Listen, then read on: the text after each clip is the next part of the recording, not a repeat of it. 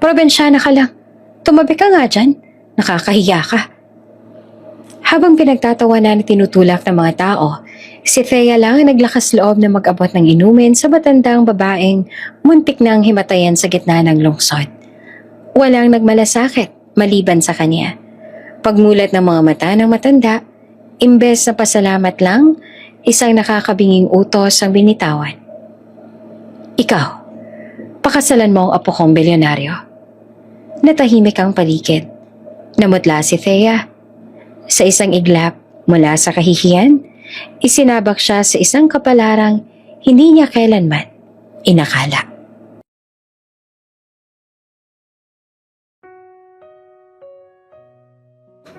Hindi pa man tuluyang humihinto ang bus, ramdam na ni Thea Dizon ang bigat ng bagong mundo na kanyang pinapasok. Sumilip siya sa bintana, matatayog na gusali na tila nag-uunahan sa langit. Mga ilaw na kahit umaga pa lang ay parang gabi kung magliwanag at mga taong nagmamadali na para bang bawat segundo ay may katumbas na pera. Malayo ito sa tahimik na probinsyang iniwan niya. Walang palayan, walang manok na tumitilaok, walang kapitbahay na bumabate kahit hindi magkakalala. Ito ang Riverside City, ang syudad na matagal niyang pinapangarap at kinakakatakutan. Mahigpit niyang hinawakan ng lumang backpack na halos mapunit na ang strap.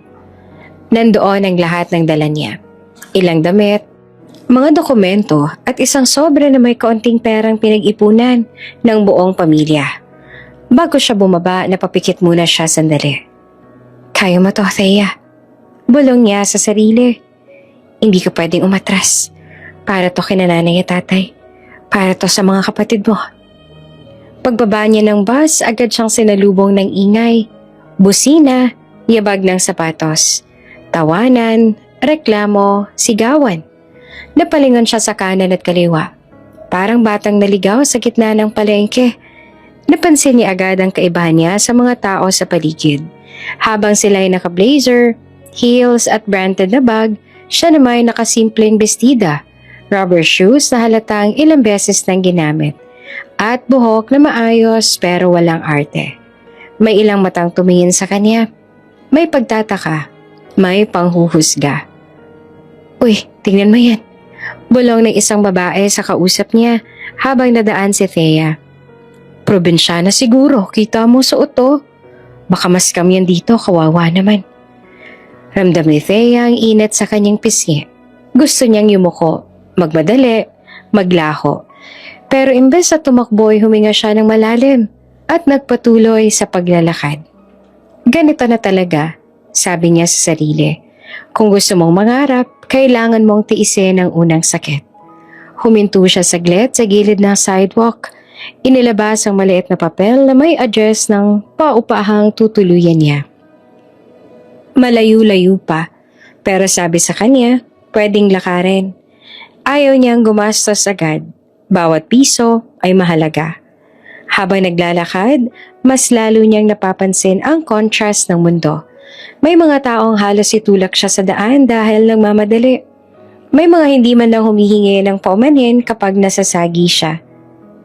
Excuse me? Mahina niyang sabi minsan pero hanggang lahangin lang iyon sa kanila. Sa isang tindahan sa gilid ng kalsada, huminto siya para bumili ng murang tubig. Habang naaabot niya ang bayad, napansin niyang nanginginig ang kamay niya, halo ng kaba at pagod. Hindi biro ang biyahe, at hindi biro ang unang araw sa syudad. Habang umiinom siya ng kaunting tubig, may nadaanan siyang eksena na ikinagulat niya. May matandang babae na napahinto sa gilid ng sidewalk. Hawak nito ang dibdib niya. Tila nahihilo. May mga tao sa paligid. Pero imbes na tumulong, mas pinili nilang umiwas. Hay nako, baka istorbo lang, sabi ng isang lalaki. Baka magnanakaw pa yan pag nilapitan mo. Dagdag pa ng isa. Wala tayong oras dyan, sabi ng isa pa bago tuluyang umalis. Napatigil si Thea. Bumalik siya ng ilang hakbang at tumingin sa matanda. Kita niyang pamumutla ng mukha nito, ang pawis sa noo at ang pilit na paghinga. Hindi niya alam kung bakit pero parang may humila sa kanya pabalik. Lumapit siya ng dahan-dahan. Lola, okay lang po ba kayo? Mahinahon niyang tanong. Walang sagot agad. Bahagya lang gumalaw ang labi na matanda. May isang babae ang napalingon sa kanila. Hoy! Huwag kang makialam dyan! Sigaw nito. Wala kang alam. Probinsyana ka lang. Napasinghap si Thea, pero hindi siya umatras. Imbes, binuksan niya ang bote ng tubig at marahang inabot sa matanda. Uminom po muna kayo, sabi niya. Dahan-dahan lang po. Hoy! Sabi ko wag! Muling sumigaw ang babae. Baka ikaw pa masisi dyan pag may nangyari. May ilang tao ang huminto para manood, pero walang tumulong. May nagtatawanan pa. Akala mo naman nurse, sabi ng isa. Feeling hero naman. Tukso naman ng isa pa. Pero si Thea parang hindi na naririnig ang mga iyon. Ang nakita lang niya ay isang matandang nangangailangan ng tulong at isang mundo na masyadong sanay nang tumalikod. Hinawakan niya ang braso ng matanda.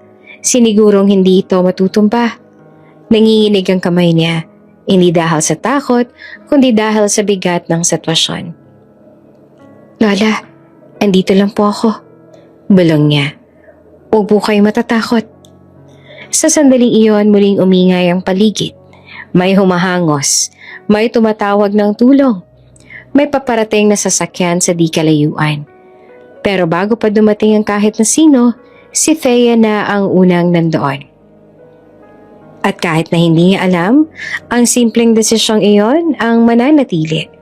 Ang tumulong, kahit minamaliit, ang siyang magbabago ng buong buhay niya. Hindi niya alam na sa gitna ng kahihiyan ng unang araw niya sa syudad, doon mismo magsisimula ang kapalarang hindi niya kailanman inakala. Nagsimulang magdilim ang paningin ng matandang babae. Di malaya na malayang napaupo na siya sa gilid ng sidewalk. Hawag ang dibdib, pilit humihinga. Ang mundo sa paligid ay tila umiikot. Mga yabag, boses at busina na naghahalo-halo hanggang sa maging isang nakabibinging ingay. Pero sa gitna ng kaguluhan, may isang boses na malinaw. Lola, sandali lang po ha. Uminom po muna kayo. Si Thea na nakaluhod na sa harapan niya. Lola, huminga po kayo ng dahan-dahan. Sabi niya. Tatawag po ako ng tulong. Hinugot niya ang cellphone niyang luma. Nanginginig ang mga daliri habang nagdadial ng emergency number. Sa probinsya, bihira siyang humawak ng cellphone. Mas sanay siya sa tawag ng kapitbahay kesa sa tawag ng lungsod. Hello po? Mabilis siyang sabi nang may sumagot. May matandang babae po dito sa Riverside City. Nahihilupot parang mahihimatay. Hindi pa man niya natatapos ang tawag, may huminto ng itim na sasakyan sa gilid ng kalsada. Mabilis na bumaba ang isang lalaking naka-Amerikana. Halatang sanay mag-utos. Doña Remedios! Sigaw nito habang papalapit. Ano nangyari? Sumunod ang dalawang lalaking mukhang bodyguard. Nagkagulo ang mga tao. Ang kaninang naglalait, biglang umurong. Ang mga kaninang walang pakialam ngayon nakatingin ng may takot at pagtataka. Tinulungan ko lang po siya. Agad na sabi ni Thea na halos pabulong. Nahilo po siya, kaya pinainom ko po ng tubig at tinawag ang tulong. Tiningnan siya ng driver mula ulo hanggang paa. Simple lamang ang suot niya. Halatang wala siyang koneksyon sa mundong kinabibilangan ng matanda. Pero na makita niyang maayos na nakaupo si Doña Remedios, mas malinaw ang paghinga, bahagya pang nakamulat ang mga mata ay tumango siya. Salamat, maikling sabi ng lalaki. Hindi nagtagal, isinakay na sa sasakyan ng matanda, bago tuluyang maisara ang pinto. Bahagyang gumalaw ang kamay ni Doña Remedios at nahawakan ang kamay ni Thea. Mahina ang boses nito, pero malinaw. Ikaw, salamat. Napasinghap si Thea, hindi niya inaasahan niyon. Sa ilang sandali, nawala ang lahat. Ang pamamaliit, ang tawanan, ang hiya. Naiwan lang ang isang simpleng pasasalamat. Sa ospital ay tahimik ang silid. May mahinang tunog ng makina, amoy ng disinfectant at malamig na hangin mula sa aircon. Nakatayo si Thea sa gilid ng kama, hawak ang backpack niya, hindi alam kung dapat pa ba siyang manatili o umalis na lang. Pwede ka na umalis, sabi ng driver kanina, pero hindi galit.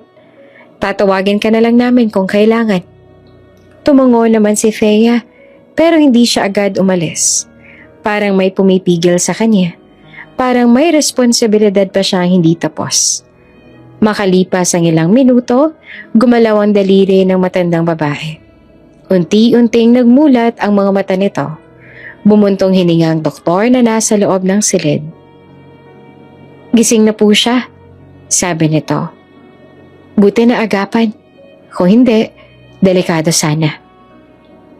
Lumapit ang driver. Doña Remedios, andito na po kayo sa ospital. Bahagya namang napangiti ang matanda. Pagkatapos ay napansin niya si Thea. Ikaw, mahina nitong sabi.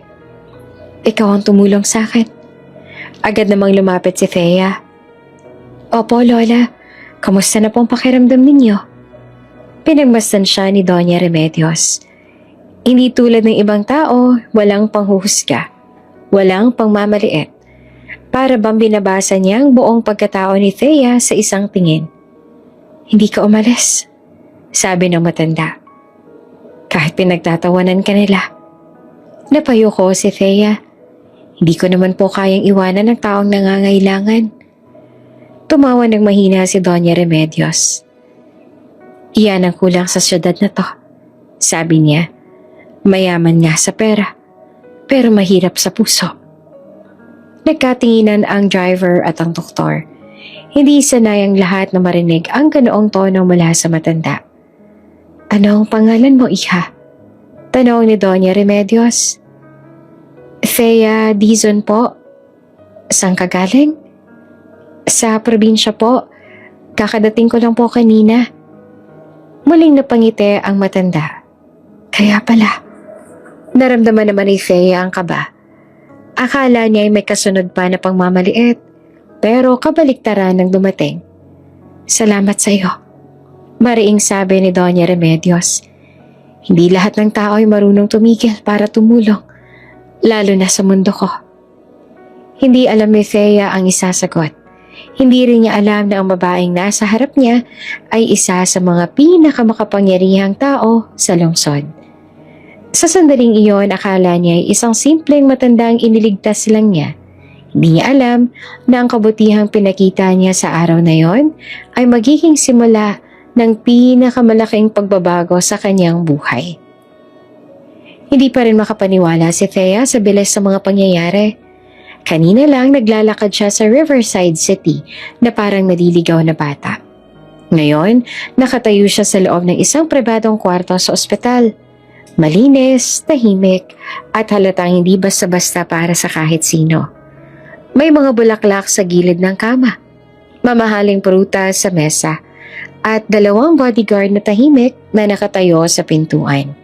At sa gitna ng lahat ng iyon, si Doña Remedios. Nakangiti, alerto, at tila mas masigla pa kesa kanina. Lumapit ka nga, iha, sabi ng matanda habang inaayos ang kumot niya. Naglakad si Thea palapit. Medyo alanganin. Hindi siya sanay sa ganitong lugar. Parang pakiramdam niya, bawat hakbang niya ay may kasamang kaba. Baka may magalit. Baka may masabi siyang mali. Salamat talaga sa'yo. Ulit pa ni Doña Remedios. Kung hindi ka pa tumigil kanina, baka kung nasa na ako ngayon. Nako, wala po yun. Mabilis sa sagot ni Thea. Ginawa ko lang naman po ang tama. Iyan mismo ang dahilan kung bakit ka kakaiba. Napangiting tugon ng matanda. Umupo si Thea sa silyang tinuro ng nurse. Ramdam niyang pinagmamasdan siya ng matanda. Hindi lang basta tinitingnan, kundi tila sinusukat ang kanyang pagkatao. Ano nga ulit ang pangalan mo? Tanong ni Doña Remedios.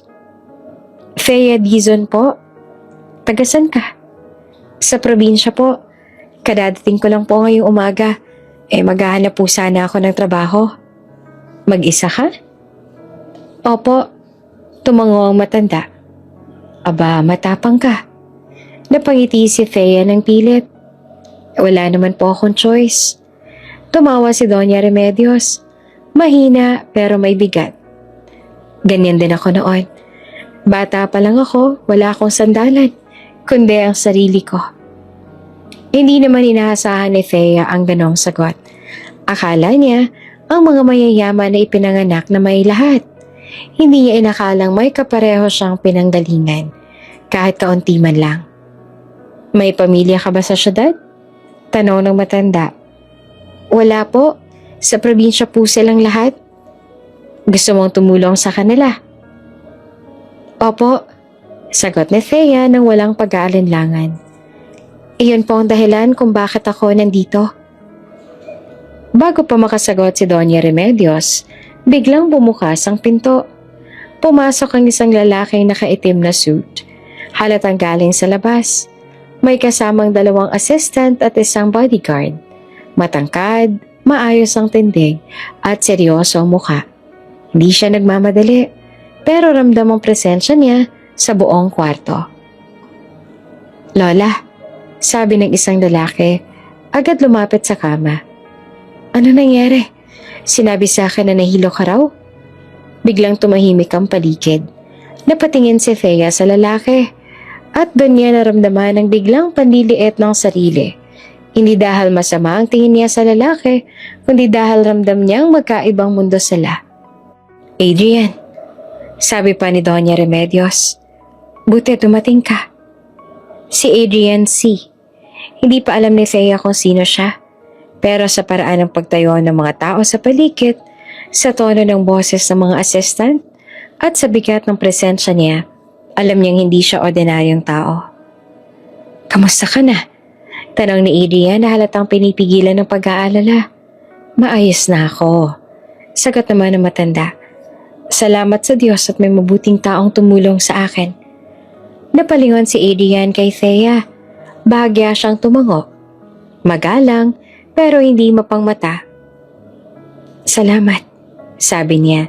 Simple, diretso, walang arte. Wala po yun, sagot ni Thea na halos pabulong. Ngumiti si Doña Remedios sa tila may naisip. Adrian, kilalanin mo siya. Siya si Thea. Siya ang tumulong sa akin kanina. Tumango si Adrian. Ikinagagala kitang makilala. Ganun lang. Walang yabang. Walang malamig na tingin. Pero sapat iyon para lalong kabahan si Thea. Anong trabaho mo, Iha? Tanong bigla ng matanda. Wala pa po, sagot ni Thea. Maghahanap pa lang po. Single ka ba? Biglang tanong ni Doña Remedios. Napaubo si Thea. Opo. Napangiti ang matanda at saka lumingon kay Adrian. Single ka rin naman, diba? Lola, sabay na sabi ni Adrian halatang naiilang. Bagay kayo. Dagdag pa ng matanda na parang biro pero may seryosong tono. Namula si Thea. Hindi po. Sobrang laki po ng agwat namin. Mabilis siyang dugtong. Hindi po bagay. Tahimik lamang si Adrian. Nakatingin siya sa lola niya. Halatang sanay na sa mga biglaang pahayag nito. Pero bigla nagbago ang mukha ni Doña Remedios. Humigpit ang hawak niya sa kamay ni Thea. Iha, sabi niya na biglang seryoso ang tono. May hihilingin ako sa'yo. Nagulat si Thea. Ano po yun? Utang na loob, sabi ng matanda. Kung hindi ka tumigil kanina, wala ako rito ngayon. Lola, huwag niyo na pong magpapakasal ka sa apo ko. Parang tumigil ang mundo. Nanlaki mata ni Thea. Po? Napaatras siya sa kinauupuan. Hindi po pwede yun. Hindi po kami magkakilala at saka...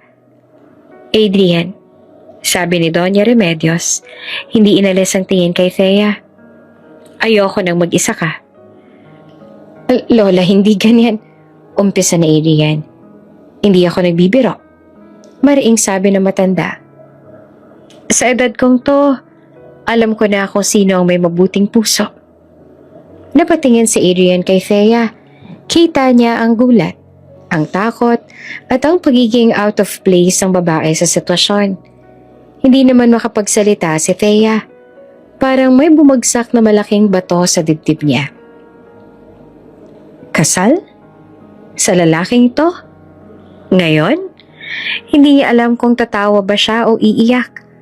Ang alam lang niya sa isang iglap, mula sa pagiging isang probinsyanang walang direksyon, bigla siyang isinabak sa isang sitwasyong hindi niya kailanman inisip.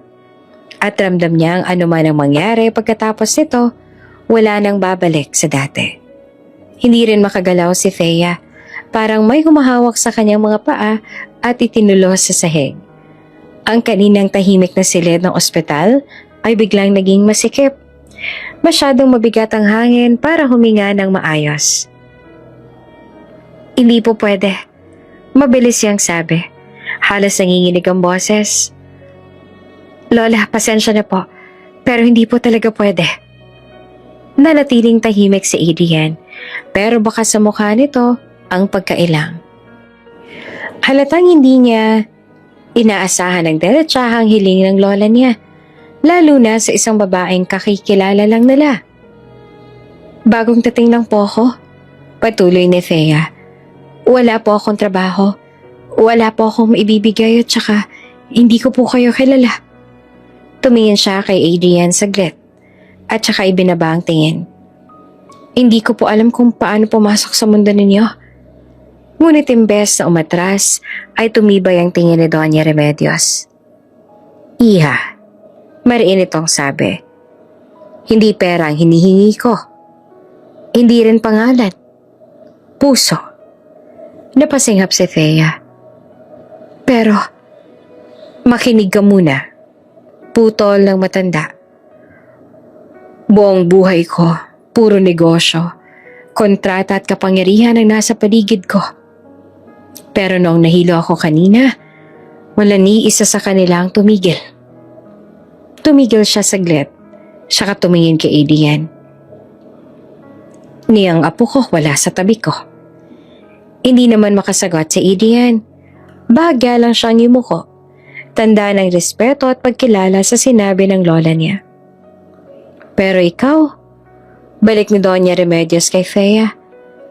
Kahit na pinagtatawanan ka, kahit tinutulak ka, tumigil ka.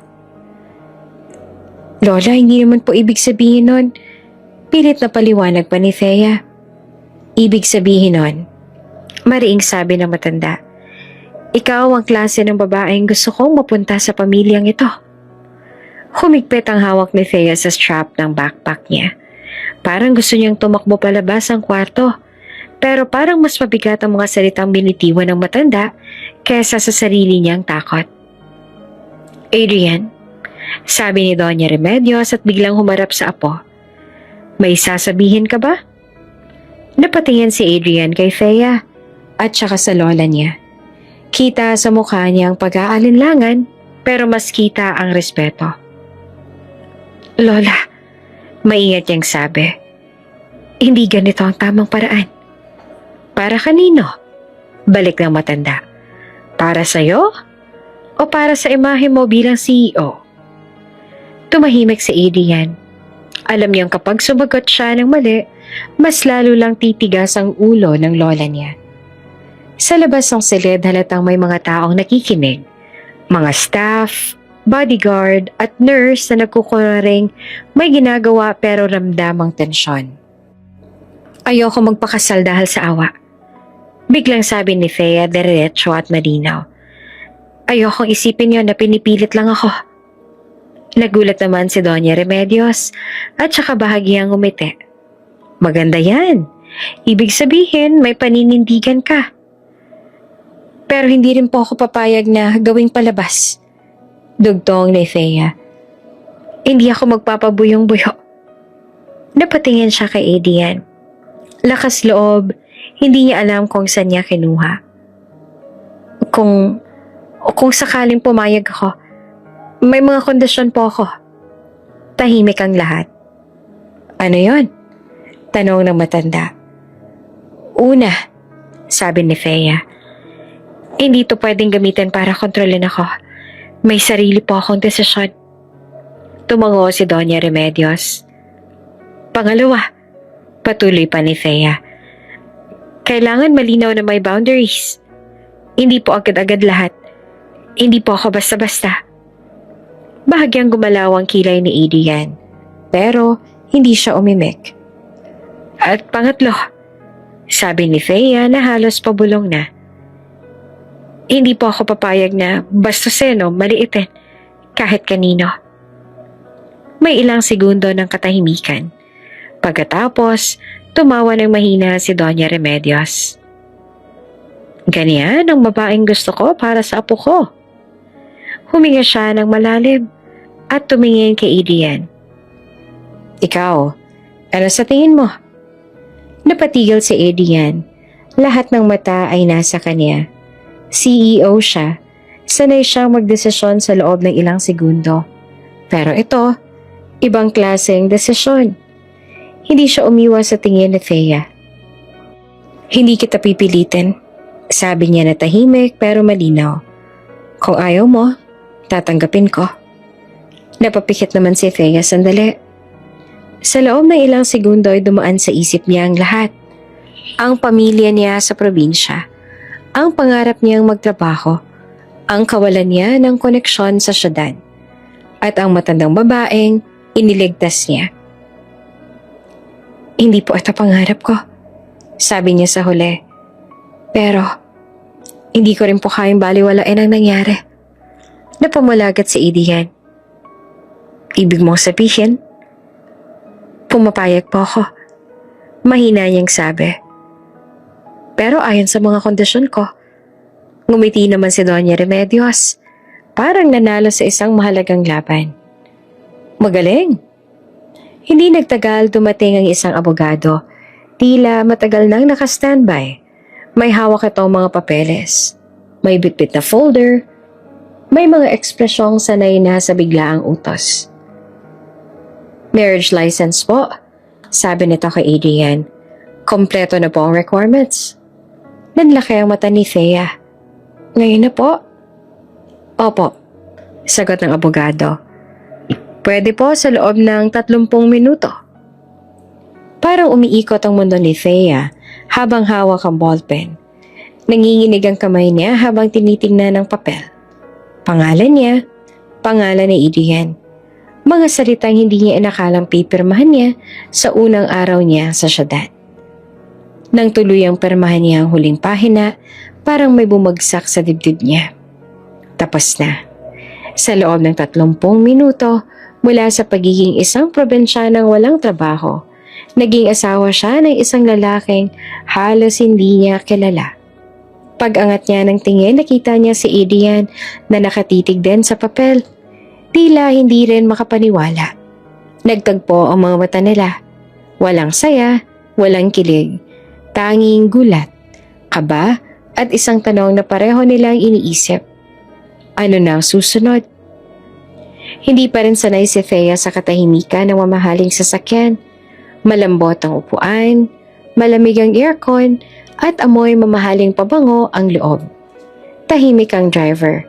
Diretso lang ang tingin sa kalsada. Samantalang siya, hawak-hawak ang backpack niya na para bang anumang oras ay mawawala ito. Kasal na ako. Paulit-ulit niyang iniisip. Pero bakit parang wala pa rin pagbabago?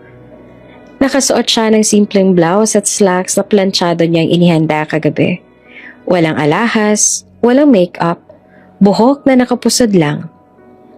Bago umalis, personal siyang pinatawag ni Doña Remedios. Magtrabaho ka, sabi ng matanda. Ayoko nakatambay ka lang dahil asawa ka na ng apo ko. Opo. Agad namang sagot ni Thea. Sa baba ka magsimula? Dagdag pa ng matanda. Sa pinakaugat, doon mo makikita kung anong klaseng kumpanya ang pinasok mo. At kaya ngayon, papunta siya sa C Corporation. Hindi bilang asawa ng CEO, kundi bilang cleaner. Pagbaba niya ng sasakyan, halos mapatigal siya sa paghinga. Napakalaki ng gusali. salamin ng pader, makintabang sahig, at may mga taong papasok at papalabas na halatang sanay na sa ganitong mundo. Mga naka-blazer, may hawak na tablet, mabibilis maglakad, parang bawat takbang ay may direksyon. Samantalang siya, saglit na napatigil sa pintuan. "Miss?" tawag ng guard. "Dito po ang entrance?" Opo," sagot niya at pilit ngumiti. Pagpasok niya sa lobby, parang mas lalong bumigat ang pakiramdam niya. May malalaking logo sa pader, may malambot na sofa, at may reception desk na parang pang-hotel. Lumapit siya roon. "Good morning po," sabi niya. "First day ko po, cleaner po." Tiningnan siya ng receptionist mula ulo hanggang paa. Bahagyang tumaas ang kilay nito.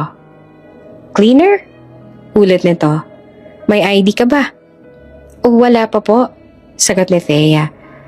"Sabi po ni Doña Remedios." Biglang nagbago ang ekspresyon ng babae. "Ah," sabi nito sabay turo sa isang direksyon. "Sa HR ka, doon." Habang naglalakad si Thea, ramdam niya ang mga matang sumunod sa kanya. May mga pabulong, may pasulyap, may halatang pagsusuri. "Bagong hire?" tanong ng isang empleyado sa kasama niya. "Cleaner daw," sagot naman ng isa. Grabe, parang naligaw lang. Pagdating niya sa HR office, sinalubong siya ng isang babaeng naka-formal na blazer. Mahigpit ang mukha, malamig ang boses. "Ikaw si Thea Dizon?" tanong nito. "Opo, ako si Miss Alonzo," sabi ng babae. "Supervisor." Inabot nito ang ilang papeles. "Permahan mo yan." Habang binabasa ni Thea ang dokumento, hindi maiwasang manginig ang kamay niya. Parang balik siya sa eskwela. May takot magkamali. May kaba sa bawat galaw. "Makinig ka," biglang sabi ng supervisor. "International company to. Hindi to charity." Tumango si Thea. "Opo." "Lahat dito may degree," patuloy nito. "May pinag-aralan. Ikaw, cleaner ka lang. Huwag kang mag-iisip na may special treatment ka." Ramdam ni Thea ang kirot sa dibdib niya, pero hindi siya umimik. "Kung nandito ka dahil sa pabor," dagdag ng supervisor, "huwag mong abusuhin." Hindi na nakatiis si Thea. "Hindi po ako nandito para umubuso." Napatingin ang supervisor sa kanya. "Talaga lang, ha?" Inabot nito ang uniforme. Simpleng gray na damit na may pangalan ng kumpanya. "Magpalit ka, may magtuturo sa'yo." Habang naglalakad si Thea papunta sa locker room, narinig niya ang mga bulungan. Siya ba yung sinasabi? Anong sinasabi? Yung malapit daw sa lolo ng boss. Kaya pala. Huminga siya ng malalim.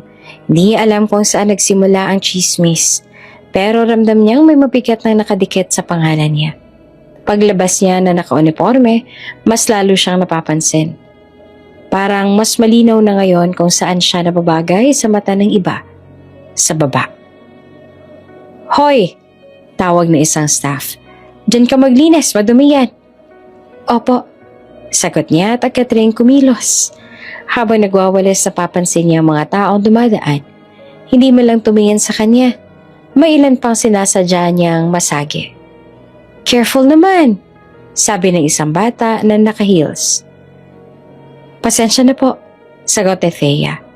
Sa isip niya, paulit-ulit niyang sinasabi, "Trabaho lang to, kaya mo to."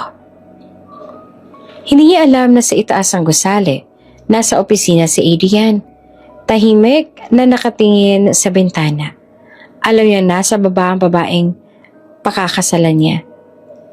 Nag-uumpisa na sa pinakamababang posisyon at alam niya hindi magiging madali ang dadaanan nito. Habang naglilinis si Thea sa lobby, may isang bagay siyang hindi napapansin.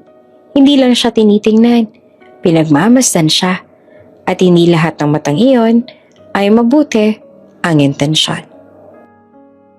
Lumipas ang ilang oras na hindi namamalaya ni Thea. Paulit-ulit lang ang galaw niya. Walis, punas, mop. Sa bawat ikot ng basahan sa makintab na sahig ng lobby, pilit niyang nilulunok ang pagod at kaba. Hindi pa siya sanay sa bigat ng mga matang nakamasid sa kanya. Mas dumami ang tao sa lobby habang papalapit ang tanghali. Mga empleyado mula sa iba't ibang departamento. May bitbit na kape, may hawak na folder, may mga tumatawa, may nagmamadali. At sa gitna nila, siya. Siya ba yung bagong cleaner? Parang di marunong gumalaw, ano?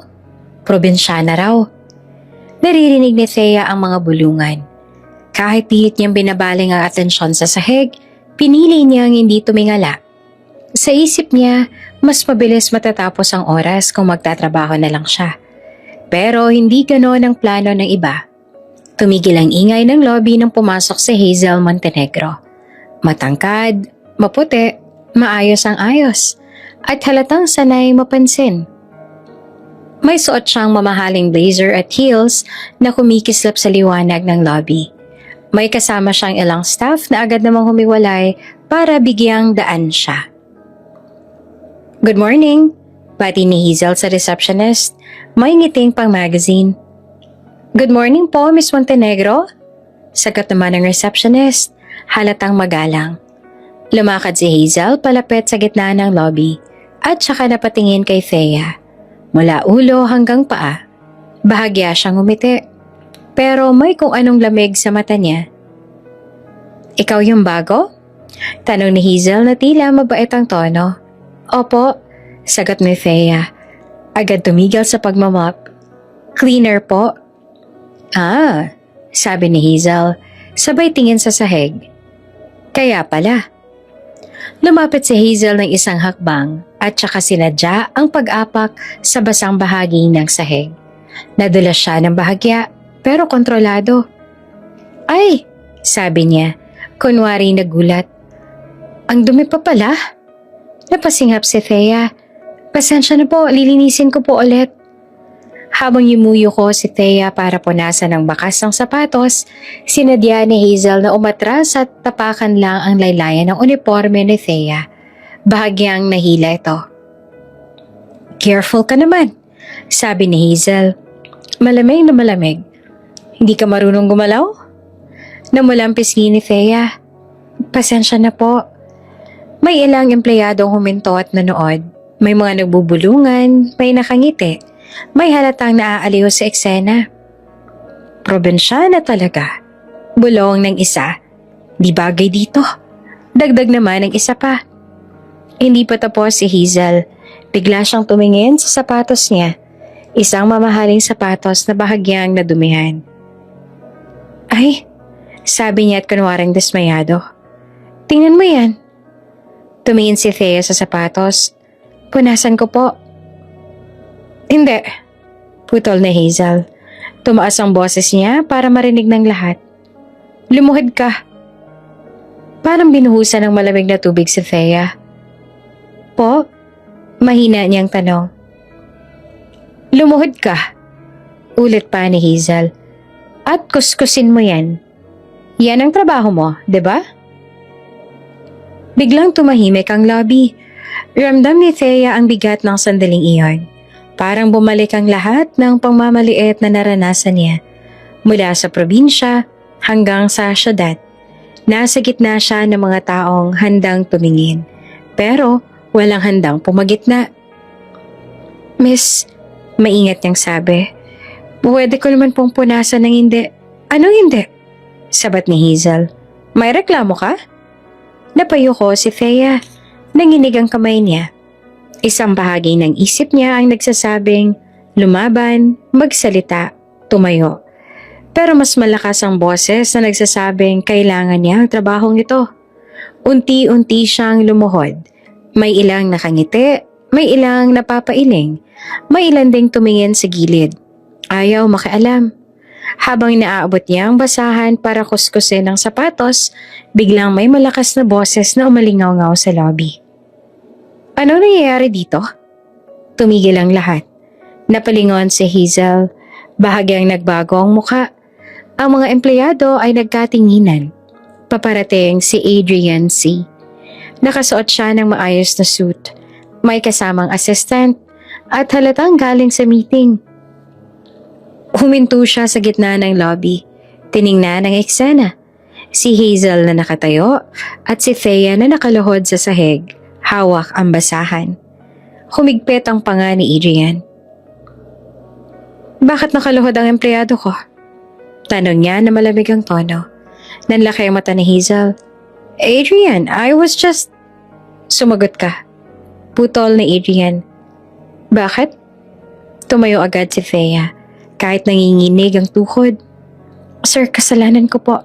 Hindi siya pinatapos ni Adrian. Hindi kita tinatanong. Tumingin siya kay Hazel. Ikaw. Sa loob ng ilang segundo nawala ang pagiging it girl ni Hazel. Naging isang empleyado lang siya na nakatayo sa harap ng CEO. Madumi po kasi ang sahig. Pilit na paliwanag ni Hazel. At pinayuko mo siya para doon? Tanong ni Adrian. Bahagyang tinaasan ng kilay. Walang nakasagot. Tahimik ang lobby. Walang umimik. Walang gumalaw. Sa sandali yon, alam ni Thea, may paparating na bagyo. At nasa gitna siya nito. Tahimik ang buong lobby. Walang tunog ng yabag, walang bulungan. Kahit ang aircon ay parang humina ang ugong. Lahat ng mata ay nasa isang direksyon, kay Adrian C. Nakatayo siya sa gitna ng lobby, diretso ang tindig. Malamig ang tingin. Hindi siya sumisigaw, pero ramdam ang bigat ng presensya niya. Para sa mga empleyado, ito ang Adrian C. na kilala nila. Ang CEO na bihirang bumaba sa lobby, pero kapag ginawa, may mangyayaring seryoso. Bakit? Ulit ni Adrian. Mabagal at malinaw ang bawat salita. Nakaluhod ang empleyado ko? Hindi naman agad makasagot si Hazel.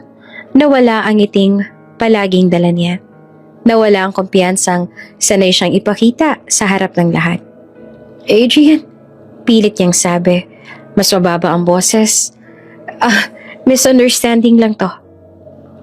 Hindi ako nagtatanong kung misunderstanding. Sagot ni Adrian.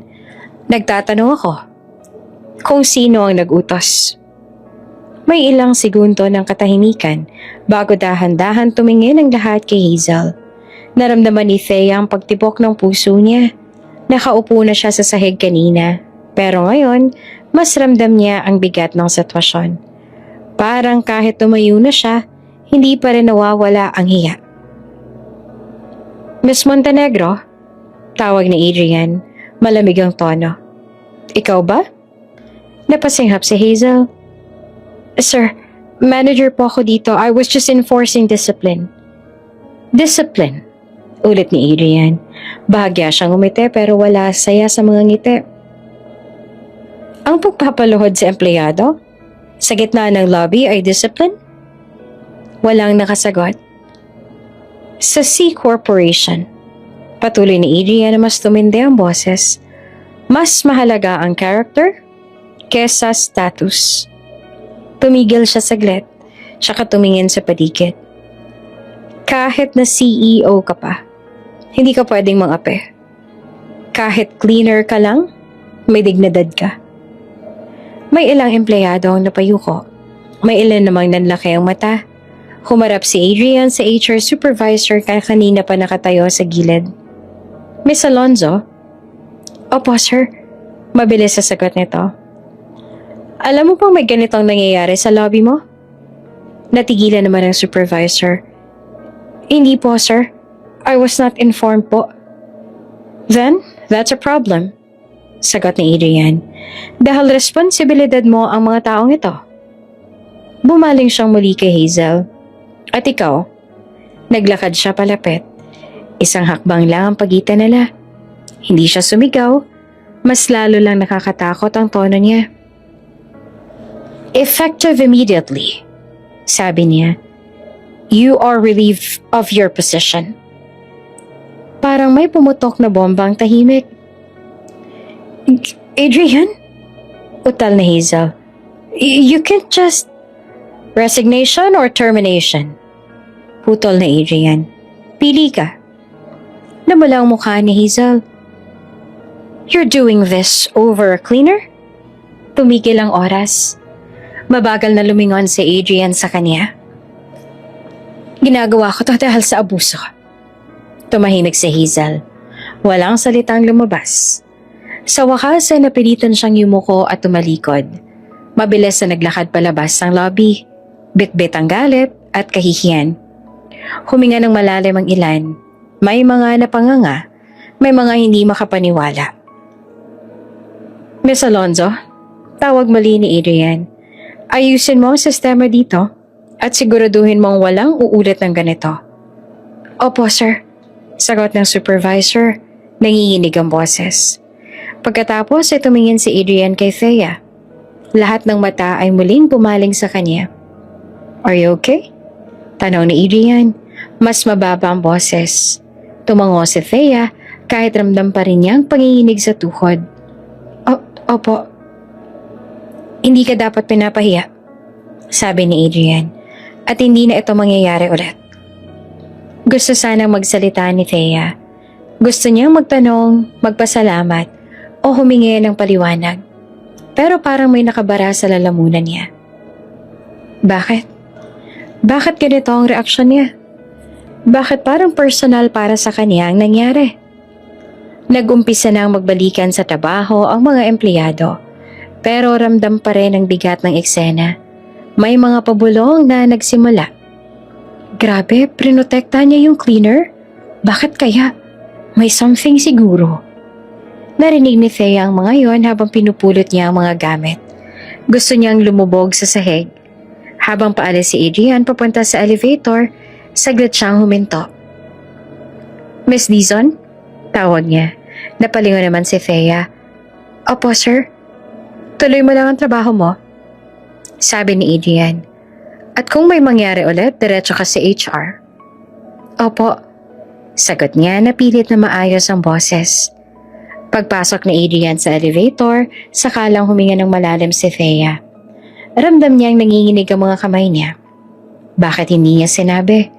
Bakit hindi niya sinabi na asawa niya ako? Sa halip na gumaan ang pakiramdam niya, mas lalo lang siyang nalito. Sa mga mata ng lahat, isa pa rin siyang cleaner. Probinsyanang nasa baba ng hagdan. At sa kabila ng ginawa ni Adrian, hindi niya alam kung proteksyon ba yon o simula ng mas malaking gulo. Tahimik ang elevator. Magkatabi sina Thea at Adrian. Parehong nakatingin sa numerong pababa sa digital panel. Walang nagsasalita. Ang kaninang ingay ng lobby ay napalitan ng katahimikang mas mabigat pa. Ramdam ni Thea ang presensya ni Adrian. Hindi bilang CEO kundi bilang pinakasalan niya sa loob ng 30 minuto. Gusto niyang magtanong. Gusto niyang maglabas ang saloobin pero hindi niya alam kung saan magsisimula. About kanina, unang nagsalita si Adrian na mababa ang boses. I'm sorry. Napalingon naman si Thea. Hindi naman po kasalanan. Kasalanan ko. Putol na Adrian. Dapat mas maaga kong napigilan. Huminga siya ng malalim. Kaya kita kinausap ngayon. Tumigil ang elevator. Bumukas ang pinto sa isang tahimik na floor. Walang ibang tao. Lumabas silang pareho. Hindi ko sinabi sa kanila. Patuloy ni Adrian habang naglalakad sila sa hallway. Nakasal tayo. Tumango si Thea. Napansin ko po. Hindi dahil kinakahiya kita. Mabilis siyang dagdag. Kabaligtaran. Huminto si Adrian at humarap sa kanya. Kung malalaman ng kumpanya ngayon, magiging mas magulo. Iisipin ang lahat na ginamit mo ang posisyon ko. At ayoko masaktan ka, lalo. Tahimik si Thea. Pinakinggan niya ang bawat salita. May bahagi ng puso niyang gumaan. May paliwanag, pero may bahagi ring kumirot. Gusto kong patunayan ko muna ang sarili ko. Sabi niya sa huli. Ayokong isipin nila na nandito lang ako dahil sa'yo. Tumango naman si Adrian. Iyon din ang gusto ko. Nagkatinginan sila, walang kilig, walang lambing. Pero may tahimik na kasunduan. Sekreto muna. Sabi ni Adrian, hanggang sa tamang oras. Opo, Sagot ni Thea. Sa loob ng ilang araw, parang mas lalong uminit ang hangin sa C Corporation. Sa pantry, sa elevator, sa hallway may mga bulungan na hindi na maitatago. Alam mo bang childhood friend daw ni Adrian si Hazel? Bagay talaga sila. CEO at manager, power couple. Naririnig ni Thea ang mga iyon habang naglilinis, habang nag-aayos ng mga mesa, habang tahimik na dumadaan ang mga lugar na hindi naman para sa kanya. Ayon sa mata ng iba, si Hazel Montenegro kahit wala na sa posisyon ay hindi pa rin nawawala sa usapan. Parang multong bumabalik sa bawat chismis. Isang hapon, habang naglilinis si Thea sa gilid ng conference room, may dalawang empleyadong hindi siya napansin. Sigurado ka bang wala ng chance si Hazel? Tanong ng isa. Ewan, sagot ng isa. Pero alam mo naman si Adrian, tahimik, pero loyal. Matagal na silang close. Napahinto si Thea saglit. Pero agad na nagpatuloy sa pagpunas. Hindi niya alam kung bakit pero parang may bumigat sa dibdib niya. Childhood friend. Sa loob ng isang pribadong cafe sa kanilang building, nakaupo si Hazel. Mahigpit ang hawak sa baso ng kape. Nakasuot siya ng simple pero elegante na parang sinadyang ipakitang hindi siya basta-basta nawala. Hindi pa tapos to. Bulong niya sa sarili. Sa isip niya, paulit-ulit ang eksena sa lobby. Ang pagkatanggal niya, ang tingin ni Adrian, ang babae sa sahig na nakaluhod. Isang probinsyana, galit niyang isip. Isang cleaner. Hindi pwedeng may ibang babae. Maring sabi niya, halos papulong. Lalo na siya. Sa loob ng mga susunod na araw, napansin ni Thea kakaibang tingin ng isang tao sa kanya. Hindi na lang ito pagmamaliit, may halong hinala. Bakit kaya pinoprotektahan siya ng CEO? May relasyon kaya sila? Baka kabit. Narinig niya yon at kahit masakit, pinili niyang manahimik. Isang gabi mag-isa siyang umuwi sa maliit na inuupahan niya. Umupo siya sa gilid ng kama. Hawak ang cellphone, may isang message mula kay Adrian. Okay ka lang? Napangiti siya ng bahagya. Opo, ang sagot niya. Kaya ko po. Hindi niya sinabing pagod na siya. Hindi niya sinabing masakit ang chismis. Hindi niya sinabing minsan gusto niya nang sumigaw. Sa kabilang dulo ng lungsod, nakatayo si Adrian sa harap ng bintana ng opisina niya. Kita niya ang mga ilaw ng Riverside City. Parehong ilaw na unang bumungad kay Thea noong dumating siya. Hanggang kailan? Tanong niya sa sarili. Kailangan naming magtago. At habang tahimik na umiikot ang mga chismis, may tahimik namang lumalalim ang galit ni Hazel. Dahil sa mundo ng C Corporation, ang sikreto ay hindi mananatiling sikreto magpakailanman. At ang ulo, nagsisimula pa lang. Hindi agad napansin ni Thea ang lalaking papalapit sa lobby. Abala siya sa pag-ayos ng basurahan malapit sa elevator. Tahimik na ginagawa ang trabaho niya tulad ng nakasanayan. Sa dami ng dumara ang tao araw-araw, natuto na siyang huwag tumingin sa mukha. Sapatos na lang nakikita niya. Kaya nga nang may huminto sa harap niya, hindi agad siya tumingala. Grabe, sabi ng isang pamilyar na boses, hindi pa rin nagbabago ah. Napahinto si Thea. Dahan-dahan siyang tumingin pataas. At doon niya nakita si Hugo Santos. Maayos ang suot, naka-long sleeves, may mamahaling relo. At may ngiting punong-puno ng yabang. May dalawang kasamang lalaking halatang sunod-sunuran. Pare-pareho silang may hawak na kape na parang trophy. Parang may bumalik sa alaala sa isip ni Thea. Mga silid-aralan, palakpakan at isang araw na binago ang lahat. Hugo? Mahinang sabit niya. Tumawang lalaki. Wow, kilala mo pa ako. Anong ginagawa mo dito? Tanong ni Thea. Pilit na kalmado ang boses. Tinanong mo pa. Sagot naman ni Hugo. Business meeting. Client ako dito. Tumingin siya sa uniforme ni Thea. Tsaka sinadyang mabagal na pagsipat mula ulo hanggang paa. Ikaw, Janitor? Ramdam ni Thea ang mga matang nakatuon sa kanila. May ilang empleyadong huminto sa paglalakad. May nakikinig. Opo. Diretso niyang sagot. Tumawa si Hugo ng malakas. Oops! May break muna. Gusto mo bang ma-shoutout dito sa channel ni Ate Jane? Mag-comment lang ng lesson you learned from the latest story uploaded. Dahil pipili kami ng isang best comment of the day para i-shoutout sa susunod na upload. Kaya huwag kalimutang mag-iwan ng lesson you learned after you watch this video. Maraming salamat! Shoutout nga pala kina Remedios Paul, Editha Nerha, at Merlin Villamin. Sa ating mga taga-subaybay, paki-comment naman po sa baba kung taga-saan kayo para alam ko kung hanggang saan umaabot ang mga kwento ni Ate Jane at para may shoutout ko rin kayo sa mga susunod pa nating mga kwento. Maraming salamat sa pakikinig.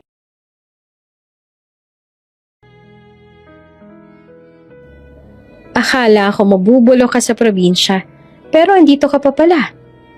Lumapit siya ng kaunti. Pero hindi rin pala nagbago. Janitor ka pa rin. Napahigpit ang hawak ni Thea sa basurahan. Trabaho lang to.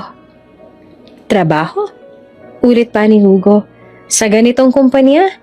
Hindi ka naman qualified dito ah. Nagkatinginan ng mga kasamahan ni Hugo at saka nagtawanan. Baka umaakit ka sa mayaman, dagdag ni Hugo. Uso yan dito sa syudad. Nanlaki ang mga mata ni Thea. Hindi totoo yan. Talaga ba? Sabi ni Hugo. Bakit ka nga nandito? At sa C Corporation pa talaga? Lumapit pa siya. Baka magnanakaw ka na naman ng pagkakataon. Parang may humampas sa dibdib ni Thea sa salitang yon. Magtigil ka. Mahinang sabi niya. Oh? Sabi ni Hugo. Nasaktan ka? Hindi mo ba naaalala?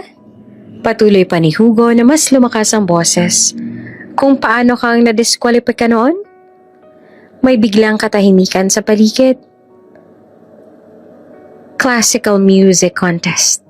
Sabi ng isa sa mga kasama ni Hugo. Ikaw yun? Ngumiti naman si Hugo. Oo, siya yun. Yung muntik manalo. Pero biglang na-disqualify ka. Humigpit ang panga ni Thea. Parang bumalik ang eksenang matagal niya nang iniiwasan. Niloko mo ang judges. Patuloy ni Hugo. Hindi ba't ninakaw mo ang piyesa? Hindi totoo yan. Mariing sabi ni Thea na nanginginig ang boses. Siniraan ako. Tumawa si Hugo. Lahat ng natatalo ganyan ang sinasabi. Lumapit siya lalo. Halos bulungan na. Kaya siguro ganyan ka ngayon? Hindi na napigilan ni Thea ang luha sa gilid ng mata niya, pero pinigilan niyang tumulo. Ayaw niyang makita nilang nasasaktan siya. Alam mo, dagdag ni Hugo, hindi pwedeng makalusot ka dito. Nagkatinginan sila ng mga kasamahan niya. May palitan ng tingin, may planong nabubuo. Ang mga tulad mo, sabi ni Hugo, dapat manatili sa baba. Tumalikod siya, pero bago tuluyang umalis, binitiwan niya ang huling salita. Mag-ingat ka, baka may maghukay ng nakaraan mo. Naiwan si Thea sa gitna ng lobby, parang nauubusan ng hangin. Narinig niya ang mga bulungan sa paligid. Talaga bang nandaya siya? Kaya pala janitor. Grabe. Tumungo siya sa CR, mabilis na isinara ang pinto, at doon niya lang hinayaan ang sarili niyang umiyak. Tahimik, pigil, pero masakit. Sa kabilang building nakaupo si Hugo sa cafe kasama ang mga kaibigan niya. Hindi ko hahayaang makalusot siya, sabi niya. Akala niya tapos na ang laban. Ngumiti siya, masama at determinado. Simula pa lang to. At sa gitna ng lungsod, hindi alam ni Thea na ang multong pinilit niyang tinakasan ay muling bumangon. Handang sirain ang pangalan niyang matagal niya nang binubuo. Tahimik ang umaga sa C Corporation, o iyon ang akala ni Thea. Abala siya sa pag-aayos ng mesa sa gilid ng lobby. Pinupunasan ng salamin na may bahid ng daliri. Nakasanayan niya ng maging invisible. Mas madali ang araw kapag hindi siya napapansin. Pero sa araw na yon, may isang maliit na detalye na hindi niya napansin agad. Ang singsing sa daliri niya. Simpleng design lang, hindi flashy, pero halatang mamahalin kapag tinignan ng mabuti. Iyon ang unang binigay sa kanya ni Adrian matapos ang kasal. Walang seremonya, walang palakpakan. Para alam mo ang totoo. Sabi lang nito noon, hindi niya inisip na maging problema iyon. Habang naglilinis siya, may ilang empleyadong napatingin sa kamay niya. Noong una, pasulyap-sulyap lang. Pagkatapos ay mas matagal na. Uy, bulong ng isa. Tingnan mo yung singsing niya. Cleaner lang yan sagot ng isa. Parang hindi ordinaryo. Hindi naman pinansin ni Thea ang mga yon. Sanay na siya sa bulungan. Hanggang sa dumating si Hugo. Kasama nito ang dalawang lalaki at isang babaeng naka-makeup na halatang aliw na aliw sa eksena. Tumigil si Hugo sa harap ni Thea. May ngiting parang nanalo sa pustahan. Uy, Thea, sabi niya. Bagong alahas? Napatingin si Thea sa kanya. Trabaho lang po ang ginagawa ko. Huwag mo akong iwasan, sabi ni Hugo. Sumagot ka. Lumapit siya sinadyang paghawak sa kamay ni Thea at napaatras naman si Thea sa gulat. Anong ginagawa mo? Mariing sabi niya. Pero hindi bumitaw si Hugo.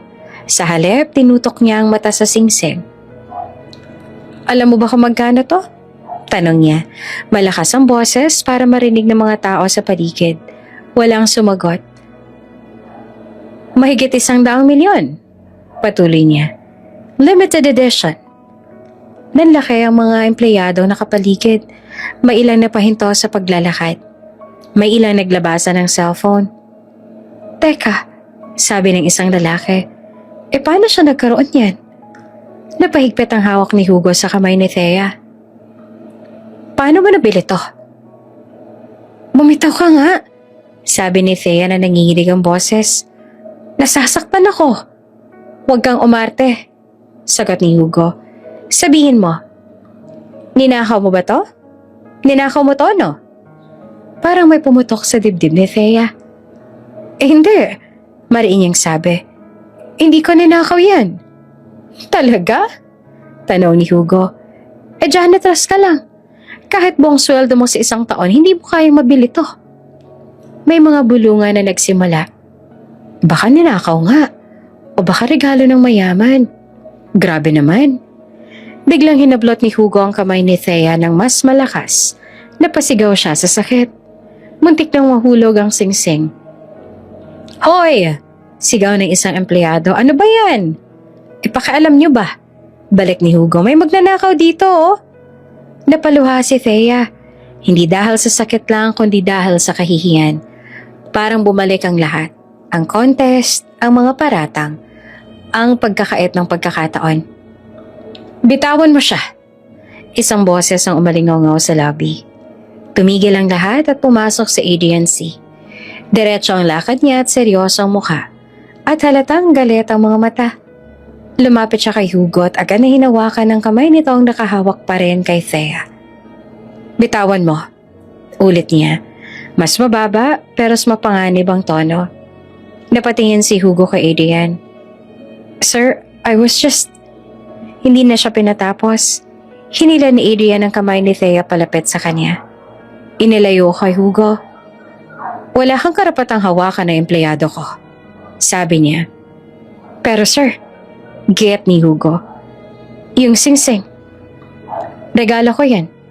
Putol ni Adrian. Parang may tumigil na oras. Regalo? Ulit ni Hugo. Hindi siya makapaniwala. Regalo ko. Sa asawa ko. Mariing sabi ni Adrian. Parang may nahulog na bomba sa gitna ng lobby. Asawa? May asawang CEO? Sino? Nanlaki ang mga mata ni Thea. Gusto niyang magsalita. Pigilan siya. Sabihin na wag muna. Pero huli na. Hinawakan ni Adrian ang kamay niya. Itinaas ang bahagya. Sapat para makita ng lahat ang singsing. Ang sino mang magbintang sa kanya, patuloy ni Adrian, ay magpapaliwanag sa legal team. Napaatras si Hugo, namutla ang mukha. Hindi ko alam. Hindi mo kailangan malaman, sagot ni Adrian. Kailangan mo lang matutong rumespeto. Tahimik ang lobby, walang gumalaw, walang umimik. Tumayo si Thea sa tabi ni Adrian. Nanginginig pa rin ang tuhod. Hindi niya alam kung matutuwa ba siya o matatakot. Sa isang iglap, nabunyag ang sikreto. At alam niyang mula sa sandaling iyon, wala nang babalik sa dati. Hindi pa rin humuhupa ang ingay ng usap-usapan sa C Corporation. Matapos ang nangyari sa lobby, kahit tapos na ang eksena, kahit bumalik na ang mga tao sa kani-kanilang mesa, ramdam ni Thea ang bigat ng mga tingin. Hindi na lang ito sisa, may halo na itong takot, pagtataka at pag-iingat. Asawa ng CEO. Parang hindi pa rin totoo sa kanya ang salitang yon. Habang abala siya sa pag-aayos sa mga basurahan sa gilid ng reception area, may pumasok na isang matandang babae. Simple lang ang suot. Plain na blusa, itim na slacks, at flat shoes. Walang alahas na kita. Walang bodyguard na nakasunod, at walang anyo ng pamilyang bilyonaryo. Huminto ang babae sa harap ng reception desk. Good morning. Magalang nitong bate. Hanap ko sana si Adrian. Tiningnan siya ng receptionist mula ulo hanggang paa. Bahagyang nagbago ang tono. May appointment po ba kayo? Wala, sagot ng matanda. Pero kilala niya ako. Nagkatinginan ng dalawang receptionist. Ma'am, busy po ang CEO. Hindi po basta-basta. Napansin niya ni Thea mula sa gilid. Tumigil siya sa ginagawa at dahan-dahang lumapit. Ma'am, mahinahon niyang sabi sa matanda. Pwede po kayo maupo muna, mainit po sa labas. Ngumiti naman ang babae kay Thea. Salamat, iha. Umupo ang matanda sa sofa. Ilang empleyado pa ang napalingon. May pabulong na narinig si Thea. Sino yan? Baka kamag-anak ng Tiner. Hindi naman mukhang VIP.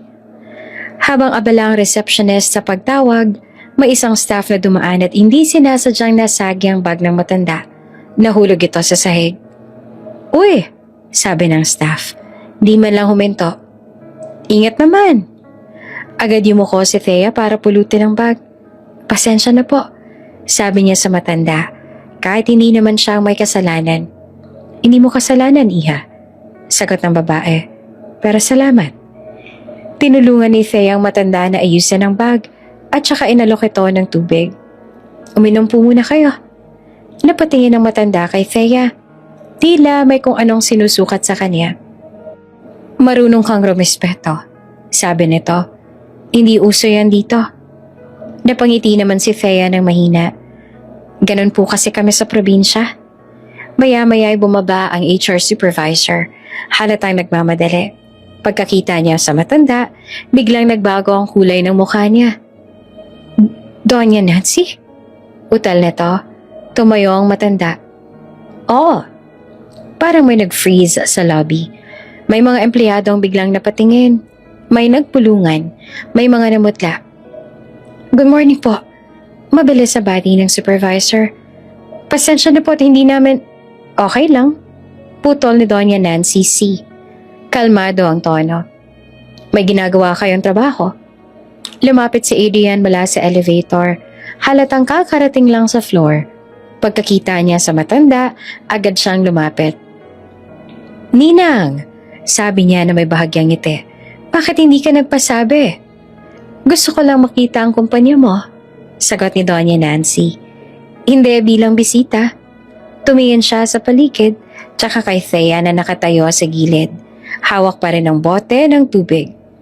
Iha? Tawag niya. Salamat sa tulong mo kanina. Opo, sagot ni Thea na nagulat. Wala po yun. Napansin ni Adrian ang tingin ng ninang niya. Alam niya ang ibig sabihin nun.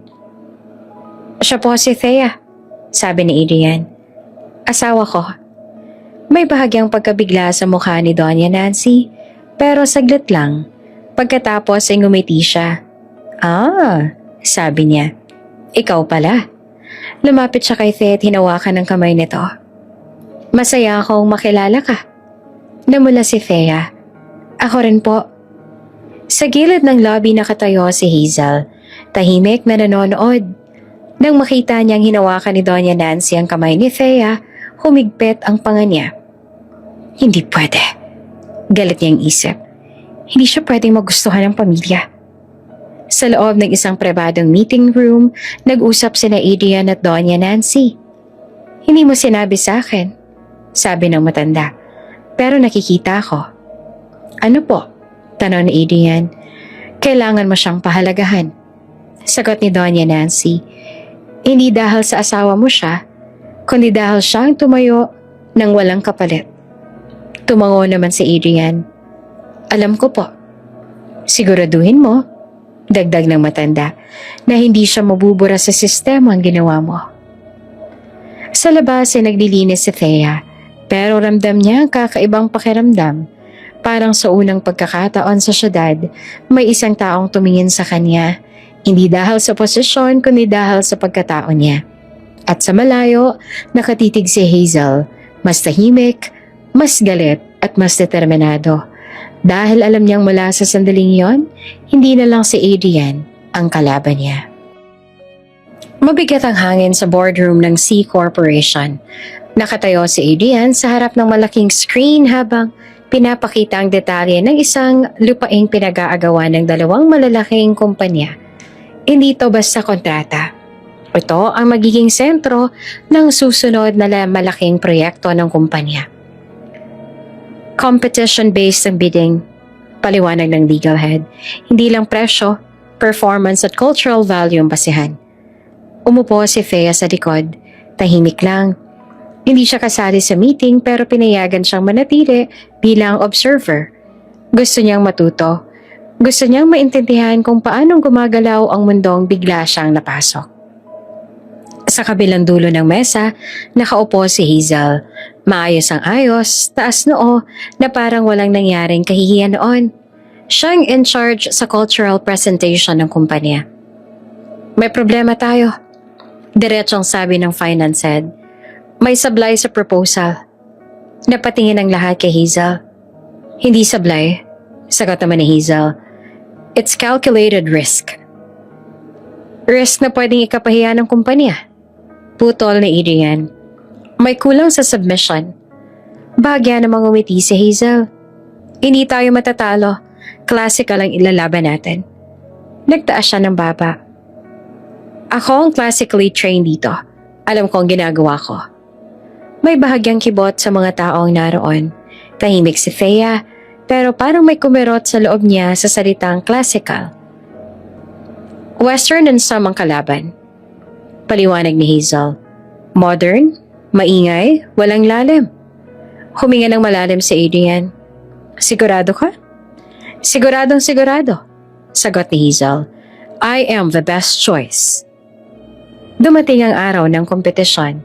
Malaking venue, may media, may investors at may panel ng judges. Sa backstage, abala ang mga kalahok.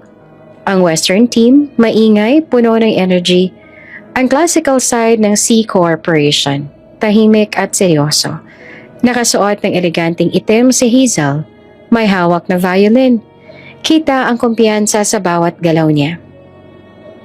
Manood ka, sabi niya kay Thea habang dumadaan. Para malaman mo kung paano ginagawa ng mga totoong profesional. Hindi naman sumagot si Thea. Umupo lang siya sa gilid, hawak ang program. Nagsimula ang Western Ensemble. Malakas, modern, puno ng emosyon. Palakpakan ng audience. Sumunod ang classical team ng C Corp. Tumayo si Hazel sa gitna, tahimik ang venue. Sa unang mga nota, maganda ang tunog. Malinis, pero habang tumatagal napansin ni Adrian ang tensyon sa galaw ni Hazel. Parang masyadong pinipilit, masyadong agresibo. Bigla may narinig na kakaibang tunog. Snap! Napahinto si Hazel. Napabitaw siya sa violin. Napahawak sa kamay niya. May dugo. Nagkagulo ang backstage. May staff na lumapit. May sumigaw ng medic. Ano nangyari? Tanong ng isa.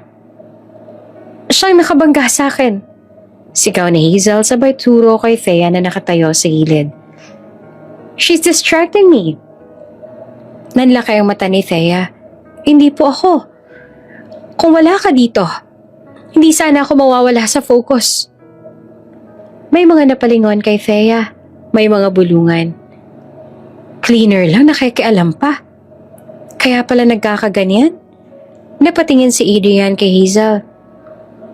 Hazel, sarili mong desisyon yan. Pero huli na, tinapos ang performance ng Pelay. Nanalo ang Western Ensemble. Tahimik ang C Corporation team. Ramdam ang bigat ng pagkatalo. Sa labas ng venue may mga reporters. May internal conflict ba sa C Corporation? Totoo bang may distraction sa team? Tahimik si Thea. Pero ramdam niyang may mabigat na matang nakatutok sa kanya. Sa isang sulok, nakaupo si Hazel. Hawak ang benda sa kamay niya. Nanginginig sa galit. Hindi pa tapos. Sa isip niya. Babayaran mo to. At sa kabilang banda, nakatayo naman si Adrian. Nakatingin kay Thea. May tanong sa mata niya at may desisyong unti-unting nabubuo. Dahil alam niyang may isang bagay na hindi pa sinasabi ang babaeng ito at marahil iyon ang susi para mailigtas ang kumpanya. Hindi agad umalis si Adrian matapos ang kompetisyon. Habang nagkakagulo ang media at ang mga kalahok ay nagsisimula ng mag-uwian, nanatili siyang nakatayo sa gilid ng venue. Nakatitig sa sahig. Sa isip niya, paulit-ulit ang isang tanong.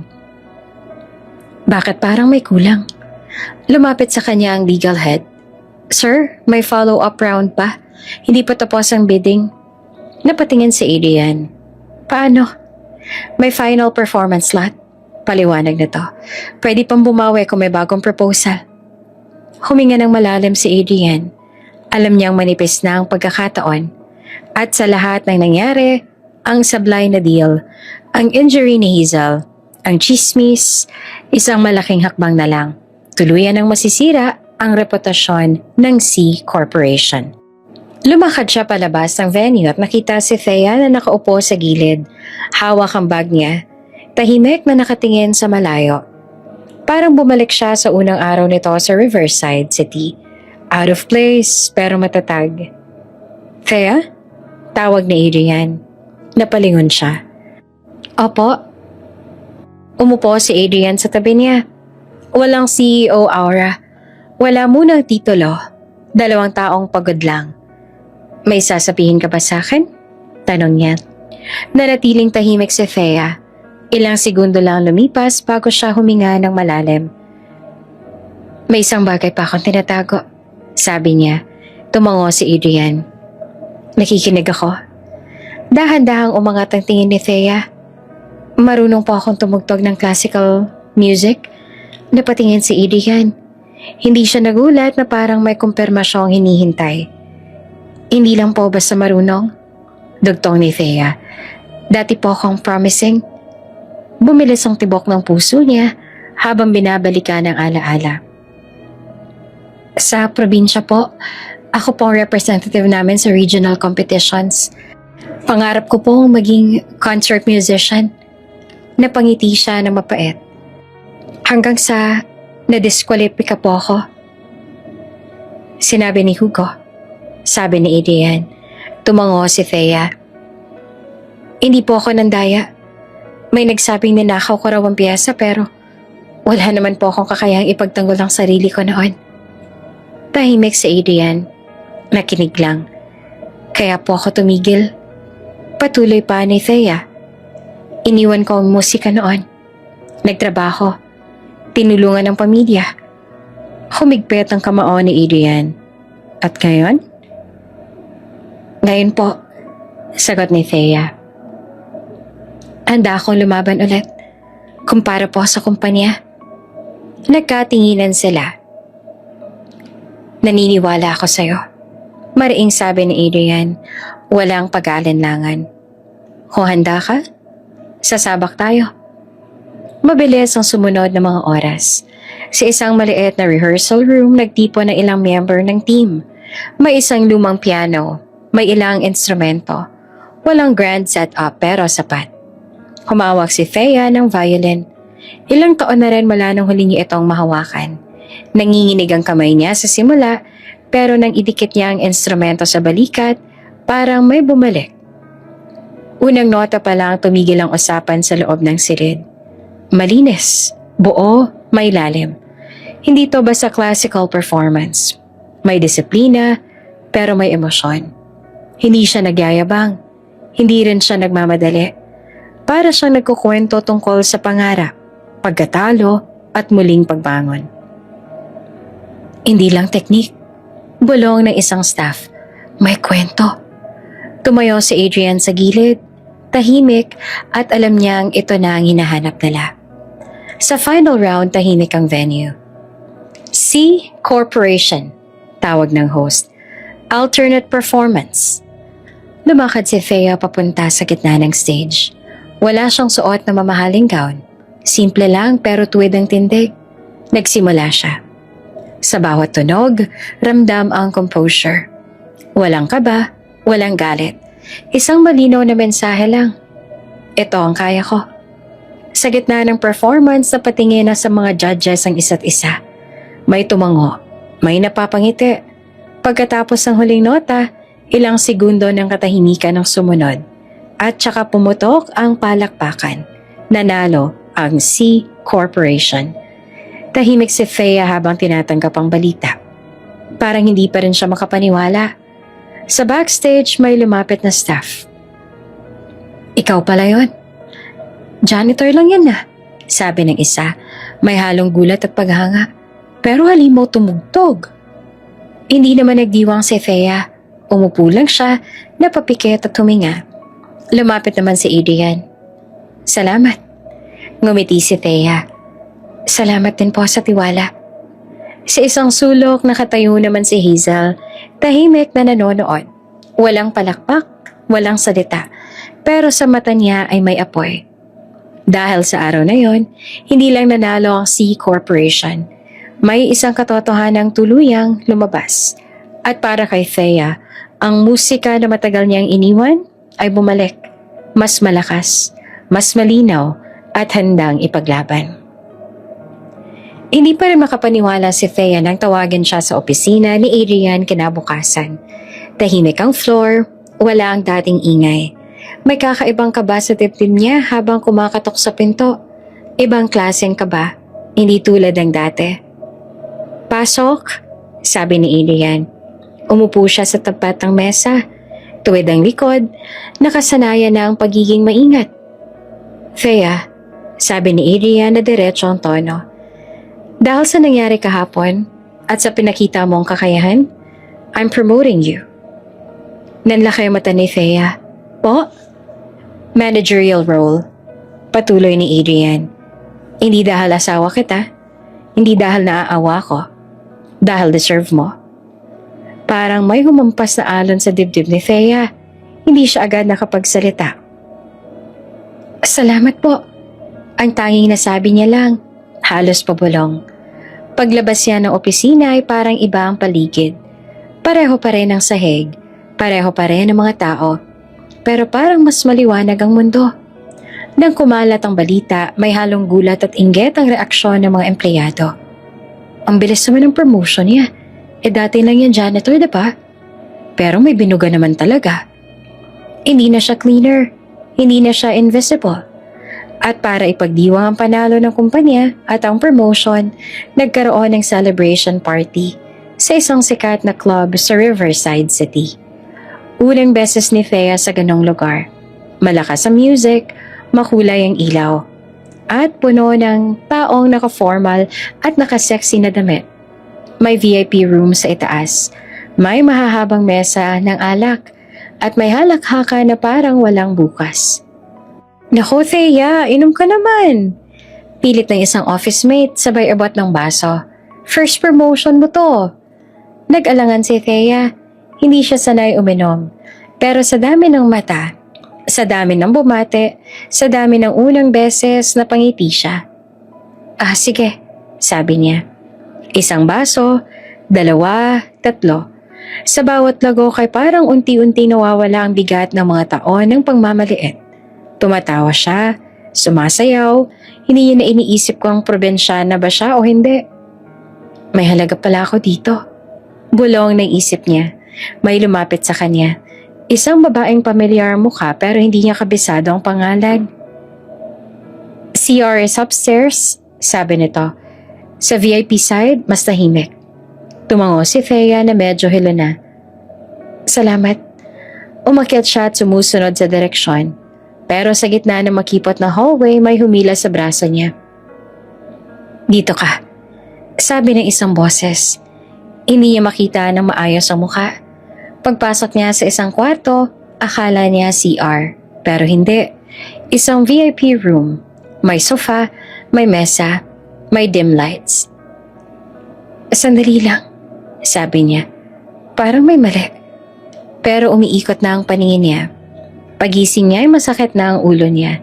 Tahimik ang paligid, hindi club, hindi rin ang maliit niyang inuupahan. Isang hotel room. Umangat siya bigla sa kama at hinihingal. Tiningnan niya ang sarili. Ayos ang damit niya, pero gusot. May bag siyang hindi kanya sa upuan. May sapatos na hindi niya kilala. At sa mesa, may isang pares ng earrings. Mamahalin, eleganteng design. Hindi kanya. Nalamig ang buong katawan ni Thea. Ano nangyari? Nasaan ako? Sinubukan niyang balikan ang alaala. Ang inuman, ang ilaw, ang hagdan. Ang kamay na humila sa kanya. Pero wala. Biglang may kumatok sa pinto. Napatalon siya sa gulat. Lumapit siya ng dahan-dahan at sumilip sa peephole. Hotel staff. Ma'am, check-out time na po, sabi ng staff. Nagmadali siyang umalis. Halos hindi na nakapag-ayos. Hawak niya ang earrings na hindi alam kung bakit isinama niya. Parang ebidensya hindi niya maintindihan. Pagdating niya sa bahay, umupo siya sa kama, nanginginig. Hindi niya alam kung ano ang nangyari kagabi. Ang alam lang niya, may mali. At sa malayo, may isang taong nakangiti. Sa kabilang dulo naman ng lungsod, hawak ni Hazel ang kaparehong pares ng earrings. Simula na. Bulong niya sa sarili. Dahil alam niya ang gabing iyon, kahit hindi malinaw kay Thea, ay magiging sandata laban sa kanya. Hindi naman mapakali si Thea buong araw. Paulit-ulit na bumabalik sa isip niya ang hotel room. Ang malamig na ilaw, ang pares ng earrings sa mesa, at ang pakiramdam na parang may butas ang alaala niya. Kahit ilang beses niyang subukang buuin ang nangyari, palaging may puwang. At sa bawat puwang na yon, may takot. Sa opisina, ramdam niya ang pagbabago ng hangin. Hindi lang ito usap-usapan. May mga titig na masyadong mahaba. May mga bulong na humihinto kapag dumadaan siya. May narinig ka ba? May babae raw sa hotel. May ebidensya.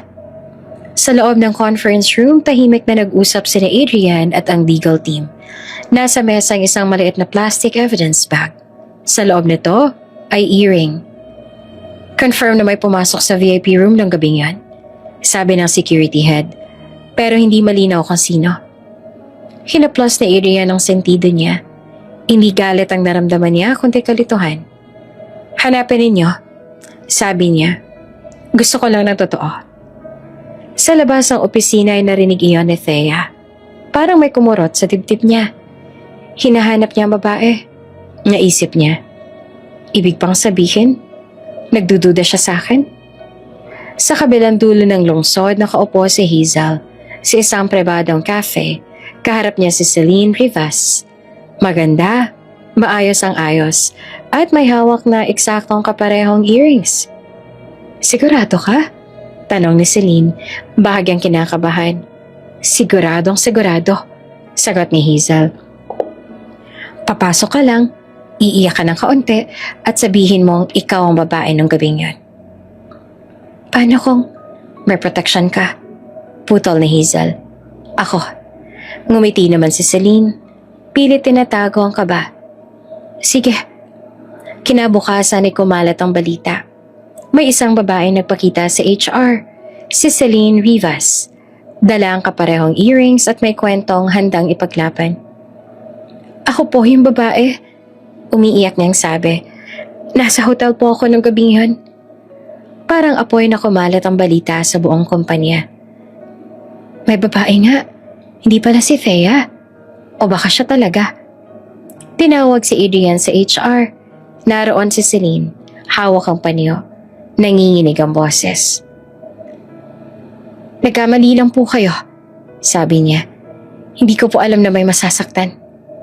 Tahimik naman si Adrian. Tiningnan niya ang earring. Kamukha, halos pareho. Nasaan ka nung gabing yun? Tanong niya. Sa hotel po, sagot ni Celine. Nawala po ako, nagising na lang ako kinabukasan. Eksaktong kapareho ng kwento ni Thea. Sa labas naman ng silid nakatayo si Thea, nanginginig. Naririnig niya ang bawat salita. May kapareho akong kwento, naisip niya. May kapareho akong ebidensya. At doon niya naramdaman ang tunay na takot. Sa banyo ng opisina, umupo si Thea sa cubicle. Hawak ang isang pregnancy test. 2 linggo na siyang delay. Hindi ngayon, bulong niya. Huwag ngayon. Lumabas ang resulta. Positive. Nanlaki ang kanyang mata. Parang gumuho ang mundo. Umiiyak siyang lumabas ang banyo. Diretso sa isang butika at bumili siya ng panibagong test. Ibang brand naman ngayon. Pagbalik niya sa inuupahan, nanginig ang kamay niya habang inuulit ang proseso. Lumabas ang resulta. Negative. Napaupo siya sa sahig at humagulgol. Kinuha niya ang kahon ng unang test. Doon niya napansin ang maliit na print. Expired. False alarm. Pero kahit hindi siya buntis, hindi nawala ang sakit. Kinabukasan, humarap si Adrian sa kanya sa opisina. Tahimik, maingat ang tono. Thea, sabi niya, may babae kasing lumabas. Narinig ko po. Tumango siya. Gusto ko lang maintindihan. Dugtong ni Adrian. Hindi kita inaakusahan. Pero sa likod ng mga salitang yon, ramdam ni Thea ang lamat. At sa likod ng lahat, tahimik na gumagalaw si Hazel. Inaayos ang mga peraso. Sinisigurong ang lalabas sa kwento ay iisa. Si Thea, ang ugat ng gulo. Si Thea, ang dahilan ng kahihiyan. Sa mga mata ng iba, hindi na isa ang probensya ng tinulungan ng matanda. Hindi na rin siyang tumutugtog para sa kumpanya. Isa na lang siyang babaeng may bahid ng iskandalo. At alam ni Thea, ang susunod na laban ay hindi na sa entablado, kundi sa katotohanan. Tahimik ang Moonview Villa nang dumating ang mga sasakyan ng C Corporation. Malayo sa lungsod, napapaligiran ng bundok at ulap. Parang ibang mundo ang lugar.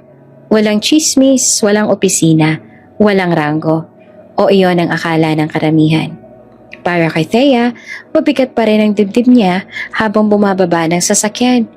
Hindi pa rin nawawala ang mga tanong, ang sakit at ang distansyang naramdaman niya kay Adrian itong mga nakaraang araw. Team building lang to, sabi ng isang office mate. Pilit nagpapagaan ng mood.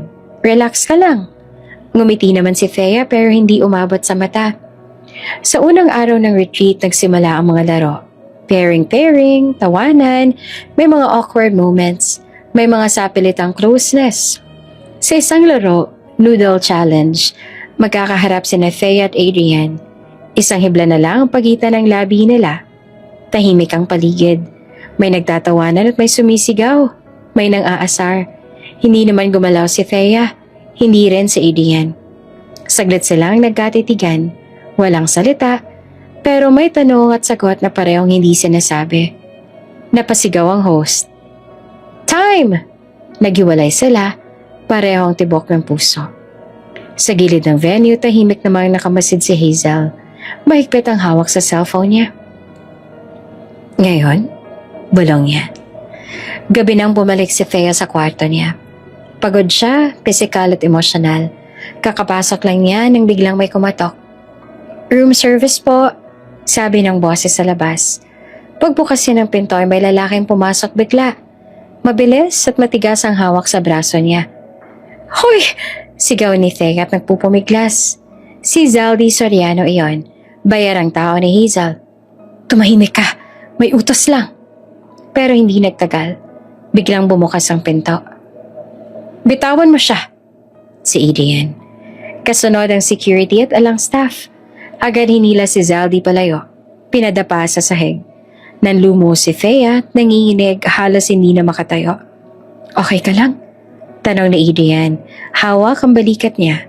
Tumango si Thea. Umiiyak na. Sa labas ng villa, sa harap ng lahat ng empleyado, inilabas ang katotohanan. Umamin si Zaldi. Si Hazel ang nag-utos. Sabi niya. Bayad lahat. Nagkagulo ang mga tao. Napaatras si Hazel. Nanginginig sa galit at takot. Sa closing ceremony kinabukasan, tahimik ang lahat. Umakyat si Adrian sa entablado. May aaminin ako, sabi niya na malinaw at walang pag-aalanlangan. Humawak siya sa kamay ni Thea at inakyat siya sa stage. Ito ang asawa ko. Maring sabi niya. Si Thea C. Parang may sumabog sa gitna ng crowd. Hindi pwede, sigaw ni Hazel. Bakit siya? Probinsyana lang yan. Tahimik ang lahat. Humakbang si Adrian palapit kay Hazel. Dahil siyang tumulong nang walang hinihinging kapalit. Dahil siyang lumaban ng patas. Dahil siya ang taong mahal ko. Huminto siya saglit. At dahil walang saysayang status kung masama ang puso. Ipinahayag ang legal actions. Tinanggal lahat ng koneksyon ni Hazel sa kumpanya. Blacklisted. Kinasuhan. Sa likod ng crowd si Doña Nancy na nakangiti at proud na nakatingin kay Thea. Palakpakan ng mga empleyado. May sigawan, may luha. Humawak si Adrian sa mukha ni Thea at hinalikan siya. Hindi nahiya, walang takot. Wala nang sikreto. Bulong niya. Araw-araw kitang pipiliin. Napapikit si Thea, umiiyak, nakangiti. Mula sa isang probinsyanang pinagtawanan sa syudad, hanggang sa babaeng pinili, ipinaglaban at minahal ng buo.